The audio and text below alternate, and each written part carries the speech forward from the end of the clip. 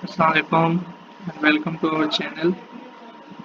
आज हम ओरिएंटेशन लेंगे फाइनेंशियल अकाउंटिंग और कॉर्पोरेट रिपोर्टिंग की कि हमने इस सब्जेक्ट को किस तरह क्लियर करना है, किस तरह कौन सी स्ट्रेटजी और कौन सी बुक्स को फॉलो करना है ताकि हम इस सब्जेक्ट को as soon as early possible इसको हम क्लियर कर सकें।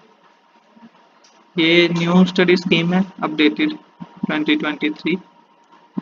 जो मेजर पोर्शन है और मोस्ट इम्पोर्टेंट स्टैंडर्ड्स तो वो ये IFRS 5 non current asset held for sale and discontinued operations, ये स्टैंडर्ड।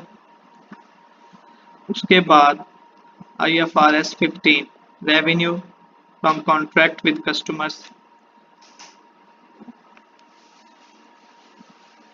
ये एक इम्पोर्टेंट स्टैंडर्ड है।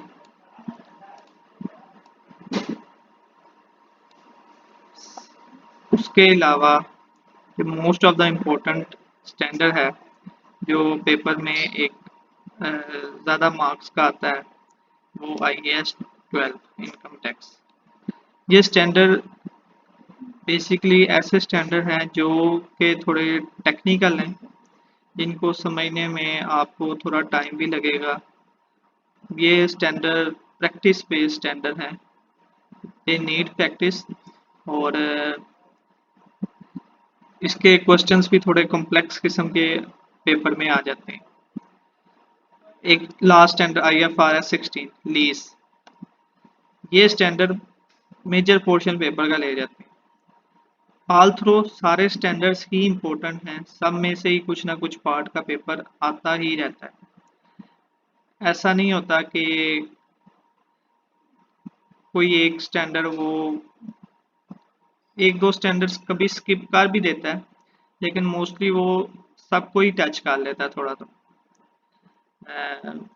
जैसे कि कंसोलिडेशन, फाइनेंशियल अकाउंटिंग में कंसोलिडेशन सिर्फ एक बेसिक लेवल की है, लेकिन वो उसमें से बाद दफ़ा टेस्ट कर लेता है, बाद दफ़ा थ्योरी टेस्ट कर लेता है उसमें से। एंड मोस्ट इम्पॉर्टेंट, सिर्फ financial accounting and corporate reporting आपका प्रैक्टिस से पास नहीं होगा, इसके लिए आपको थ्योरी को भी अंडरस्टैंड करना पड़ेगा। जब तक आप थ्योरी को अंडरस्टैंड नहीं करेंगे ये पेपर निकलना बहुत मुश्किल हो जाएगा।